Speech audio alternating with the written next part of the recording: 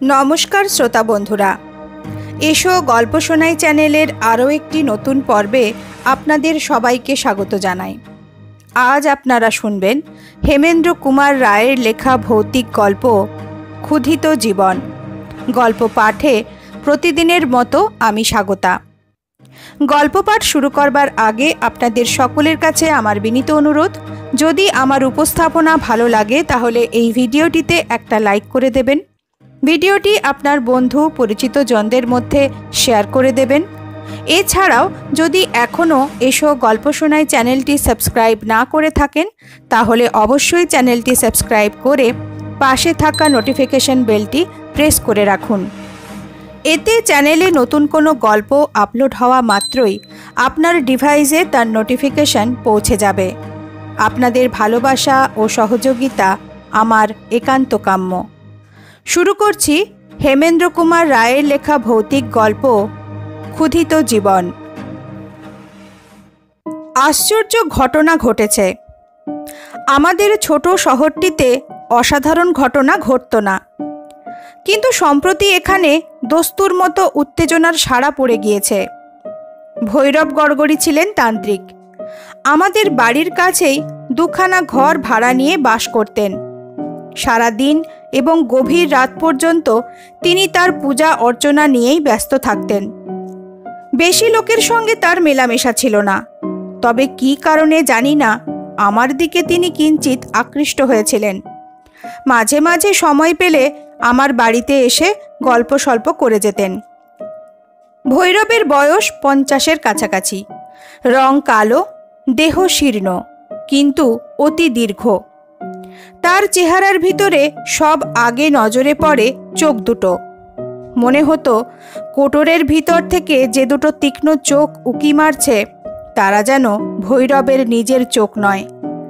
केन एमन मने हतो जानी ना, किन्तु मने हतो अमन रहस्यमय चोख आमी आर कोनो मानुषेर देखिनी। खबर पेलुम हठात् भैरव मारा पड़ेछेन। आमी डाक्तार। खबर पेये देखते गेलुम। परीक्षा करे बुझलुम हृदपिंडेर क्रिया बंध हওয়ার फलेई तार मृत्यु हयेछे। तिनी चोख खुलेई मारा पड़ेछेन। सेई दुटी अद्भुत चोख। एखन तारा स्थिर बटे, किन्तु एखोनो तेमनी रहस्यमय। स्थिरता छाड़ा तादेर मध्य मृत्युर आर कोनो लक्षणई छिलो ना। भैरवेर आत्मीय स्वजन केउ नेई। तिनी एकेबारेई एकला थाकतेन। काजेई शबदाहेर व्यवस्था करते हलो पाड़ार लोकदेरई। सन्ध्यार समय जन कयेक लोक निये भैरवेर बासाय गिये हाजिर हलुम। जे घरे भैरवेर देह छिलो तार दरजाय आमी सहस्ते ताला बंध करे दियेछिलुम। एखन गिये देखी दरजा खोला, तालाटा पड़े रयेछे मेझेर ओपरे। चोर एसेछिलो नाकि? ताड़ाताड़ी घरे ढुके आरो हतभम्ब हये गेलुम। এই একটু আগে আমি নিজে চৌকির ওপরে যে মৃতদেহটা পরীক্ষা করে গিয়েছি সেটা আর সেখানে নেই। ঘরে বাইরে চারিদিকে অনেক খোঁজাখুঁজি করা হলো, মরা পাওয়া গেল না। মরা নিজে বেঁচে উঠে ভিতর থেকে বাইরে তালা খুলে বেরিয়ে যায়নি, তবে কেউ লাশ চুরি করেছে?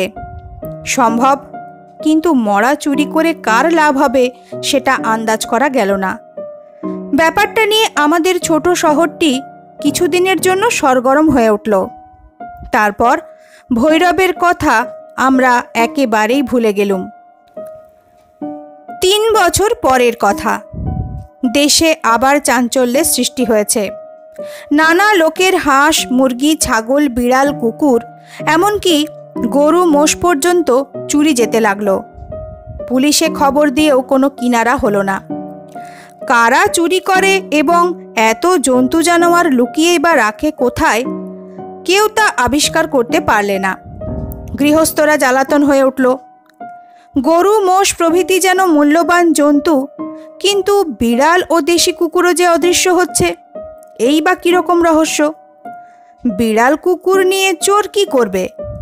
অনেক মাথা খাটিয়েও এই অদ্ভুত নির্বুদ্ধিতারও অর্থ বুঝতে পারলুম না। সেদিন একটু বেশি রাত পর্যন্ত বসে বই পড়ছিলুম। বাইরে ক্ষীণ চাঁদের অস্পষ্ট আলো। বাগান থেকে শোনা যাচ্ছে একটা বিড়ালের ম্যাও ম্যাও ডাক। খানিক পরেই বিড়ালটা হঠাৎ খুব জোরে আর্তনাদ করেই একেবারে চুপ মেরে গেল। চোরের উৎপাতে মনটা সন্দিগ্ধ হয়েছিল। কোথাও ছায়া নড়লেই চোর দেখি। বিড়ালটার তীব্র চিৎকারে চমকে বাইরের দিকে তাকিয়ে মনে হলো একটা মূর্তি দৌড়ে ঝুপসি বটগাছটার তলায় গিয়ে অন্ধকারে দিল গা ঢাকা। ওই কি চোর? নইলে পালাবে কেন? তাড়াতাড়ি ঘরের কোণ থেকে একগাছা লাঠি তুলে নিয়ে আমিও বেরিয়ে বটগাছের দিকে ছুটে গেলুম। এতদিন পরে বোধহয় চোরকে হাতে পেয়েছি। বটগাছের তলায় ঘুটঘুটে অন্ধকার।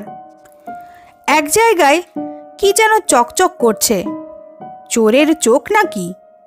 হাঁকলুম, কে তুমি? সাড়া নেই। কিন্তু চোখই হোক আর যাই হোক, আরো বেশি চকচক করে উঠল। লাঠি গাছা বাগিয়ে ধরে সাবধানে এগুতে লাগলুম। তখনই শুনলুম হিংস্র বন্য জন্তুর মতন কণ্ঠে কার একটা ক্রুদ্ধ গর্জন।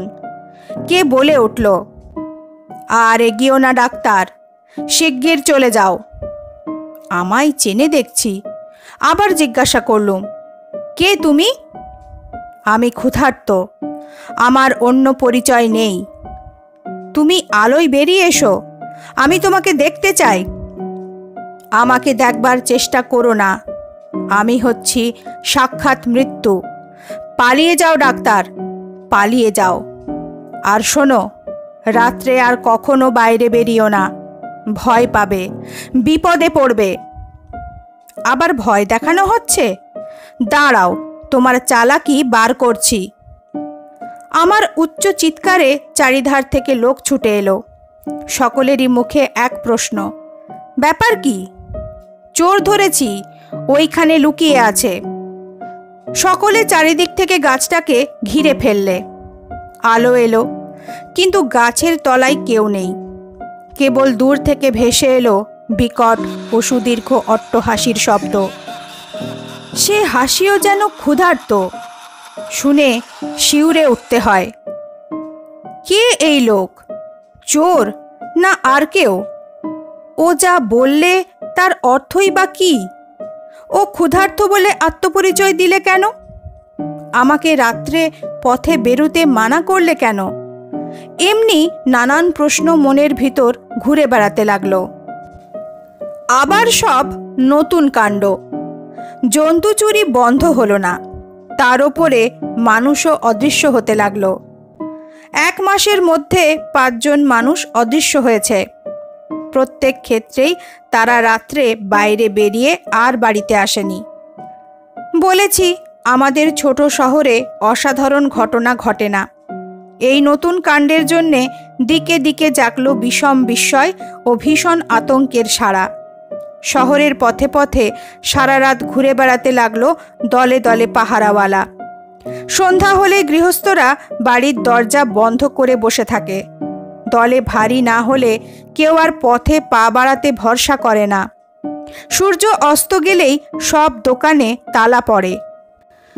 অবশেষে একদিন একটা অদৃশ্য মানুষের মৃতদেহের খানিকটা পাওয়া গেল। তার দেহের ওপর অংশটা শেয়াল বা অন্য কোনো জানোয়ার খেয়ে গেছে। কেমন করে সে মারা পড়ল তা কেউ আন্দাজ করতে পারলে না। তাহলে যারা অদৃশ্য হয়েছে তাদের সবাই মারা পড়েছে হত্যাকারীরই হাতে। কিন্তু অমন অকারণ নরহত্যার হেতু কি? যাদের পাওয়া যাচ্ছে না তাদের প্রত্যেকেই নিম্ন শ্রেণীর গরিব লোক। টাকার লোভে কেউ তাদের খুন করেনি। তাদের শত্রু আছে এমন প্রমাণও পাওয়া গেল না। কে এই মহা নির্দয় খুনি যে কেবল হত্যার আনন্দে হত্যা করে?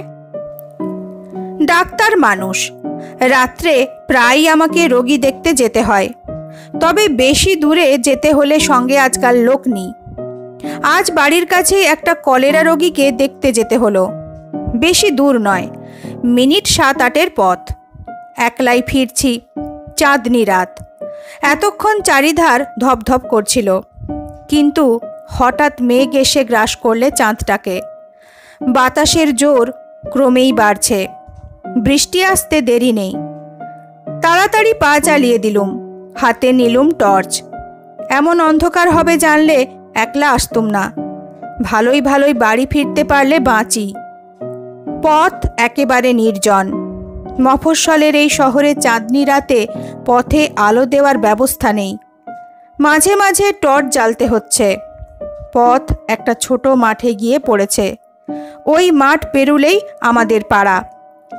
মাঠের মাঝখানে একটা পুকুর, তার পাড়ে গোটা কয়েক গাছ। সেইখানে এসেই মনটা ছ্যাঁতছ্যাঁত করতে লাগলো। মনে পড়ল অজানা হত্যাকারীর কথা। গাছের ডালপাতায় বাতাসের শব্দ শুনেও চমকে চমকে উঠতে লাগলুম। আমি বরাবর লক্ষ্য করে দেখেছি, রাত্রে খোলা জায়গায় ভয় হয় না, কিন্তু যেখানে থাকে জঙ্গল বা গাছপালা, রাত্রির বিভীষিকা যেন সেইখানেই গিয়ে বাসা বাঁধে। গাছে গাছে শোনা যায় যেন অশরীরীদের কানাকানি। আঁধারে আবছায়ায় চলতে থাকে যেন ইহলোকের বিরুদ্ধে পরলোকের ষড়যন্ত্র। মেঘলা রাত, অন্ধ পৃথিবী, জনশূন্য মাঠ। আচম্বিতে বিরক্ত কণ্ঠস্বর শুনলুম, ডাক্তার, ডাক্তার, আবার তুমি রাত্রে বেরিয়েছ? বুক কেঁপে উঠল। মুখে বললুম, কে? ক্ষুধার্ত, ক্ষুধার্ত, দারুণ ক্ষুধা। আমার মাংস চাই, হাড় চাই, রক্ত চাই। দিতে পারবে তুমি? পারবে না, পারবে না। হি হি হি হি হি। ভয়ানক হাসি, ভয়ানক কণ্ঠস্বর। এ কে? পাগল? এই কি মানুষ খুন করে? যেন বোবা হয়ে গেলুম। ভয় নেই ডাক্তার, আমি তোমার শত্রু নই। তাই তো বারবার তোমাকে সাবধান করে দিচ্ছি, কখনো রাত্রে বেরিও না। কি জানি, যদি আমার ক্ষুধা জাগে, আমার যে বিশ্বগ্রাসী ক্ষুধা। শিগগির পালাও, শিগগির। আতঙ্কের মধ্যেও মনে জাগল বিষম কৌতূহল। ধাঁ করে দিলুম টর্চটা টিপে। হা ভগবান, এ কি বিভীষিকার মূর্তি! গাছতলায় হাঁটু গেড়ে বসে আছে এ যে সেই তান্ত্রিক ভৈরব গড়গড়ি।